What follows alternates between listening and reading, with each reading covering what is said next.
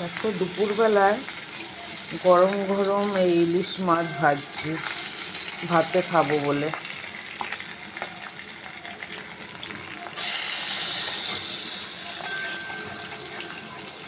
এখন অনেকটাই বেলা হয়ে গেছে, তাও ভাবলাম আপনাদের একটু দেখাই।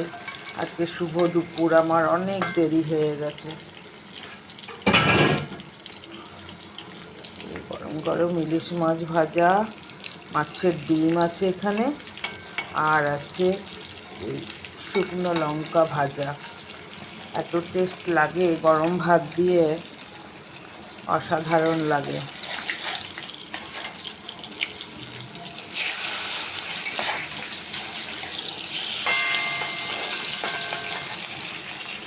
আর করেছিলাম আলু ভাজা, আর এখানে আছে মিক্সড ভেজ।